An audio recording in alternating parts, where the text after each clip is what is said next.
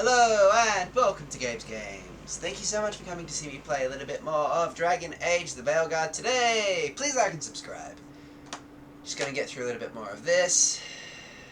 Wearing something slightly different, but you know, you gotta change it up a little bit. I'm wearing all red because I have a blue screen behind me, so if I, or like, you know, bright colours. So I stand out like this better, but it's not gonna be the same. It'll still be alright though. Thank you guys so much for watching.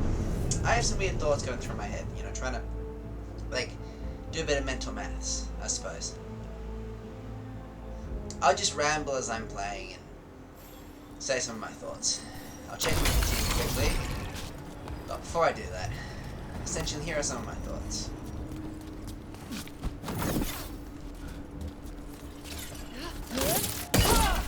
I saw the Jake Paul versus Mike Tyson fight. I liked Mike in the first 2 rounds, he looked really good. I'm no expert in pro, necessarily. The veil jumpers would have been really useful around the time the Inquisition started. Because of the ice, right? But I do think that... But why veil jumper? I mean, because that's what we do. We jump the veil. We could have come up with the name in Elven. You could be great. 14 syllables, 12 apostrophes. Who has time for that, though? There are veil anomalies to deal with.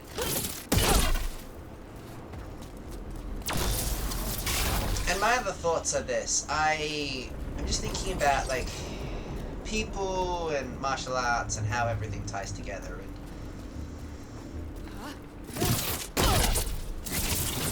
I think the reason a lot of people go to learn a martial art is for self-confidence and for the ability to know that you can physically defend yourself. And that's a pretty good thing. In that, if you are strong and powerful and have some of those skills, then like you're just doubly able to do so. Because if somebody is just absolutely massive and works out regularly and is quite strong and powerful, then they're just a lot more difficult to deal with. But like,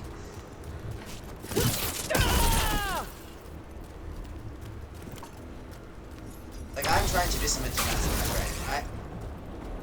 The psychology of how things work. Unless you're competing boxing in which you get paid and do something like that, most people learn martial arts for self-confidence and to improve their esteem and to feel able to defend themselves if they are attacked.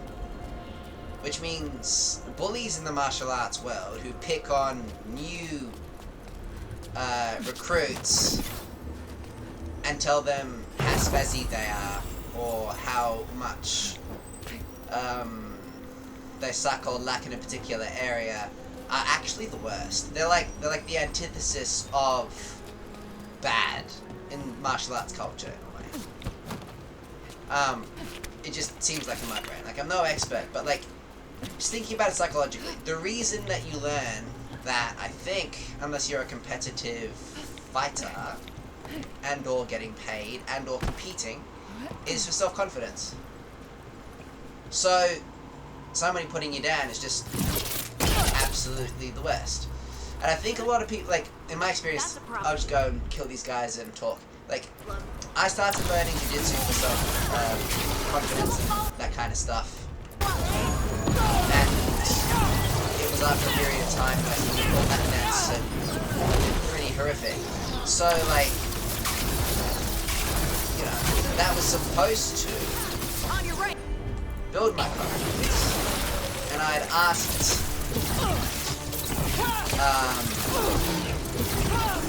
somebody with years and years and years of experience in jiu-jitsu for a light role as a white belt. Sparring etiquette dictates. I said go light. And because I'd accidentally hurt the instructor a little bit on the ankle, I think, he ramped it up to level 1000 and tried to tear my head off in the rocks like I was being absolutely, like, and I actually did okay compared to everybody else in that room too. Like, this guy just slaughters white belts. And it's just, It's absolutely bizarre, right? So I'm trying to think, okay, well, everybody goes to learn martial arts for confidence. He's just psychologically directly countered like, the reason that you go, which is horrific. So, like,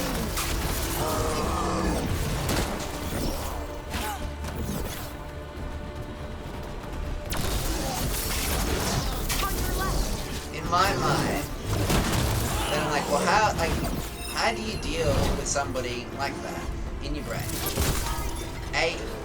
One way I think, you just get really flattered that they thought that you were worth their time, and that instead of using their years of jiu-jitsu and fight experience to go and compete and do something worthwhile and actually find a challenge to fight, they just think it's a good idea to be upfighting us, and that's just, it speaks to their character. But like,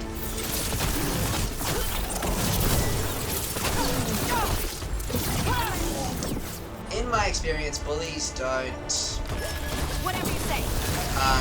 respond to nice words. So like, or moral arguments. Like they don't respond to nice words or moral arguments. So how do you actually deal with something like that? Right? And like, so psychologically, how I think is you go, okay, well, he's being a doofus for all of the reasons that a bully does that, which is to feel powerful.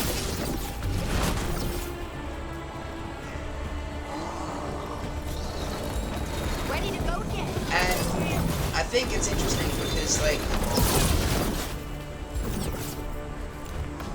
one way of dealing with it is maybe somebody else in the martial arts community that you're learning takes that in the same way and is as nasty as they were to you, right? But if they are very good at a particular skill, it makes that very difficult because it's hard to bully somebody who spent years and years getting really good at something. So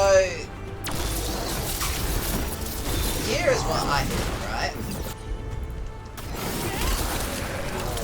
If they're going to be awful to you while you're learning a skill, and they're going to verbally berate your skill level and call you a spaz, and just in general try to put you down, because, I don't know, you showed some promise so they wanted to wipe you out. The equal and opposite reaction is to take it somewhere where they are learning and be as, like, and do something very similar. Like, that's an option, you can ignore them, that's an option. But, like, in my mind, for example,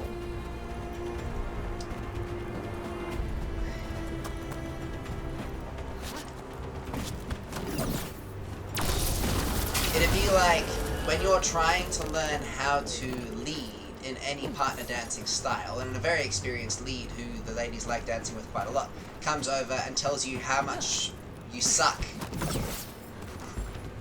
and then goes and dances with the girls that you're dancing with in a way that you just never could even potentially, possibly hope to match with that 3-4 years experience. And then again comments on where you lack and how you suck. That's kinda the experience that I had, right? Except in jiu-jitsu. And then also, like, shows up every single time that you are training to specifically do that. It's just weird.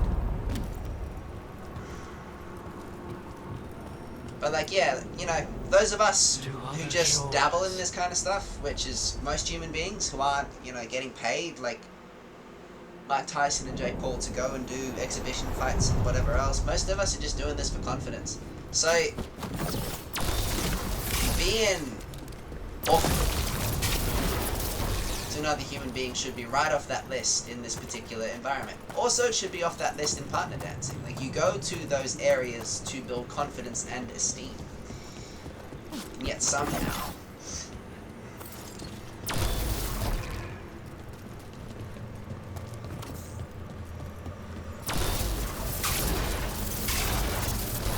that ain't it. Anyway, just random thoughts. All the remaining light has been drawn to this spot. I'm dead in the crossroads. How is that possible? I have guesses, but none of them mean anything good. Something's wrong. Ooh. That's not good. Let me see. Can I change missions?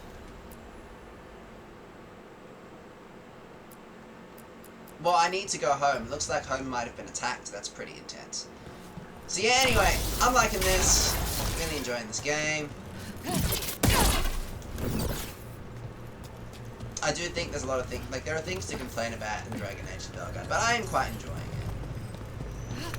And otherwise, these days, I just go partner dancing, hang out, Voices again. play video games, have friends over. Nice and simple stuff. Gotta do things which build confidence. Every time I walk into the crossroads, it feels, I don't know, sad, but also right. Let's start the conversation and see what happens. Oh, and yeah, I train every day, just a little bit. If I was getting ready for like a weightlifting comp or some competition First of some Warden's sort, calling I'd ramp it up. everyone back to Weishaupt. Everyone except us, seems like. Guess the First Warden holds a grudge.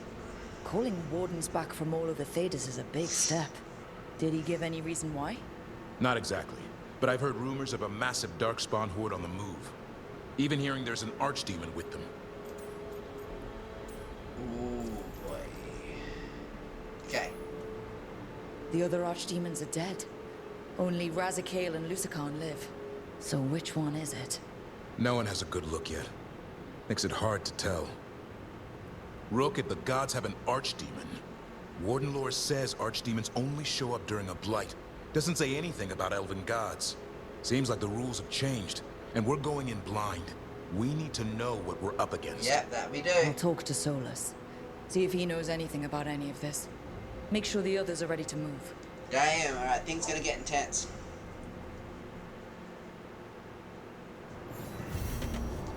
Prepare for Weishaupt. Oh, wow. Oh,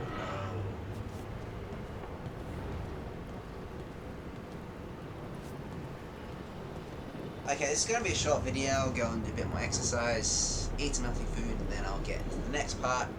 Alright, I think I finished this video here. Thank you so much for watching. This is just a shorter video. Oh, I can't wait to just... It's going to be really cool. I'm going to watch anime, play video games, hang out. It'll be good.